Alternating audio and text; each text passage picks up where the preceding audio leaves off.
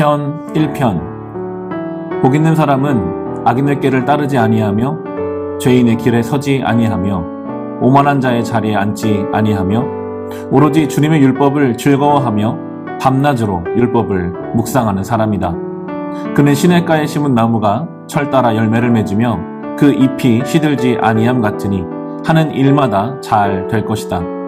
그러나 악인은 그렇지 아니니 한낮 바람에 흩날리는 쭉정이와 같다. 그러므로 악인은 심판받을 때에 몸을 가누지 못하며 죄인은 의인의 모임에 참여하지 못한다. 그렇다.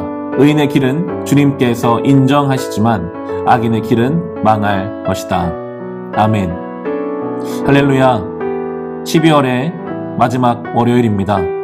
이 아침에 시편 말씀과 또 우리 교회 지난 8월의 추천도서였던 묵상과 적용의 글들을 가지고 묵상하는 신앙에 대해서 함께 나누며 올해 마지막 한 주간을 시작하기를 원합니다. 먼저 묵상과 적용에 있는 몇몇 문장들을 읽어드리고 그에 대해서 함께 나누도록 하겠습니다.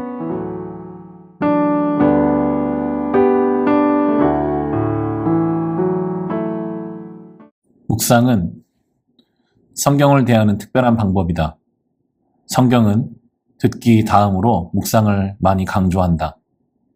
기독교적 묵상은 묵상하는 사람의 마음이 활발한 사고작용을 통해 점차 하나님의 진리로 채워지는 과정이다. 묵상은 말씀을 먹고 소화하는 일이다. 말씀은 생명의 양식이다. 묵상은 약을 복용하여 그 효능이 피를 통해 온몸에 퍼져나가 어떤 효과를 내는 것과 같다. 묵상은 말씀을 먹고 소화해 전인격적으로 받아들이는 것이다. 기독교 묵상은 공허한 사색이 아니다. 오히려 말씀으로 변화되고 살기 위한 집중과 몰두이다. 묵상은 올바른 삶과 행동을 위한 적극적인 영적, 정신적 노력이다. 그래서 성경은 묵상을 강조한다. 묵상은 성경을 가장 실제적으로 대하는 성경적인 방식이다. 성경은 말씀을 주야로 묵상하라고 말한다. 무엇을 묵상하느냐에 따라서 마음과 생각이 달라진다.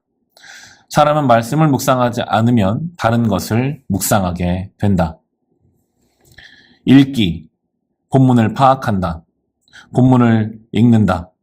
본문을 여러 번 읽는다. 줄거리가 파악될 때까지 읽는다. 묵상, 본문을 음미한다. 하나님은 어떤 분인지, 교훈은 무엇인지 찾는다. 이해가 될 때까지 반복한다. 은혜가 될 때까지 곱씹는다. 메시지, 원리를 도출한다. 적용, 본문과 현실을 연결. 본문의 내용과 현실의 공통점은 무엇인가? 본문과 현 상황은 어떤 연관성이 있는가? 결단하고 행할 것은 무엇인가? 묵상한 말씀을 가지고 기도하라. 기도는 묵상의 도구이면서 동시에 말씀을 적용하도록 연결시키는 가교 역할을 한다. 기도할 때에야 성령께서 그 말씀을 선명하고 풍성하고 생명력 있게 하신다. 그리고 인도해 주신다. 말씀의 지배를 받으라. 묵상의 주체는 우리가 아니라 말씀이어야 한다. 우리가 성경을 대하는 목적은 그 말씀을 어떻게 하려는 것이 아니라 그 말씀이 우리를 어떻게 하도록 하기 위함이다. 말씀의 지배를 받아야 한다. 자전거에 대해 아무리 많은 지식과 정보를 갖고 있다 해도 그것을 아는 지식만으로는 자전거를 탈 수 없습니다. 자전거는 올라타야 타게 됩니다. 성경도 읽은 말씀으로 넘어지고 다치고 상처나고 죽을 지경에 이르기까지 부딪혀 보아야 제대로 읽을 수 있습니다. 자전거를 보고 이야기하던 사람이 자전거에 올라타 직접 타게 될 때, 그러자면 여러 번 넘어지고 한두 번은 다치게 됩니다. 지금까지는 자전거를 앞에 두고 자전거에 관해 이야기하던 사람에서 이제는 자전거를 타는 사람으로 바뀝니다.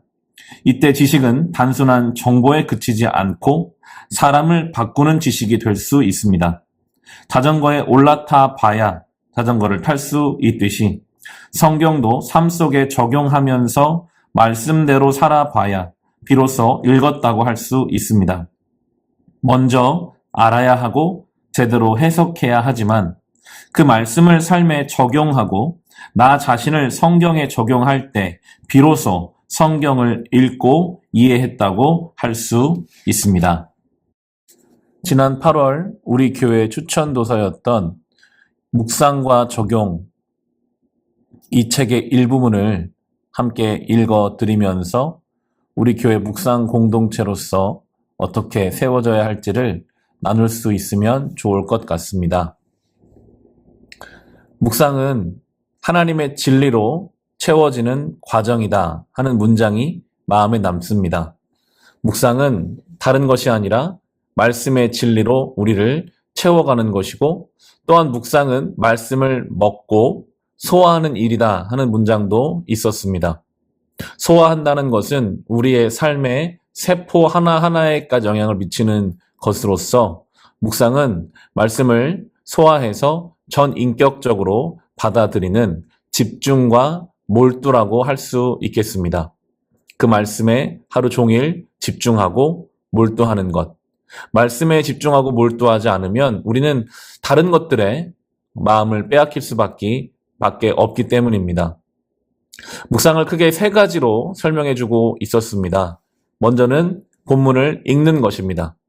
할 수 있으시다면 3번 정도는 본문을 읽으면서 줄거리를 파악하시고 묵상은 본문을 음미하는 것입니다. 성경 말씀을 통해 하나님은 어떤 분이신지, 이 말씀이 오늘 주는 교훈은 무엇인지 이해가 되고 은혜가 될 때까지 나에게 주시는 어떤 메시지나 삶의 원리가 나올 때까지 깊이 묵상해 보고 그리고 오늘의 현실과 적용해 보고 결단하고 행할 것들을 생각해 보고 하는 것입니다. 그리고 무엇보다 묵상을 가지고 기도하는 것이 중요합니다. 받은 말씀을 가지고 기도할 때 그 말씀 속에서 성령의 인도하심을 우리는 기도를 통해 경험할 수 있고 말씀의 지배를 받으라 이런 문장도 있었습니다. 묵상의 주체가 우리가 아니라 말씀이시고 우리가 그 말씀으로 뭔가를 해보려는 것이 아니라 그 말씀이 우리를 어떻게 인도하시는지를 경험하는 것. 자전거 예가 나오는데 자전거에 대해서 아무리 정보와 지식을 가지고 있어도 결국엔 자전거를 타면서 넘어지고 해야 그 자전거를 타는 사람이 되는 것처럼 우리가 이 묵상과 말씀에 대해서도 지속적으로 묵상해보고 또 그 말씀대로 살아보려고 애를 써보고 때로는 묵상이 안 되는 날들도 경험해 가면서 자전거를 타듯 말씀 묵상의 은혜를 경험하는 우리 교회가 될 수 있기를 주님의 이름으로 축원합니다. 그렇게 우리가 꾸준히 하나님 말씀을 묵상해 갈 때 시냇가에 심은 나무가 철을 따라 열매를 맺으며 그 잎사귀가 마르지 아니함 같이 우리의 신앙의 여정이 꾸준하게 그 은혜를 누리면서 때에 따라 신앙 열매를 맺으면서 상황에 따라 흔들리지 않고 메마르지 않는 풍성한 신앙으로 그 신앙에 함께 모여 묵상 공동체로 2026년도 우리 교회가 그렇게 세워져 갈 것입니다. 오늘 하루 시편 1편을 깊이 묵상하고 또 읽어보시면서 하나님 앞에 새해를 준비하고 기도로 이 하루를 시작할 수 있으시기를 우리 주님의 이름으로 축원합니다. 받은 말씀을 가지고 개인의 기도 제목을 가지고 함께 기도하겠습니다.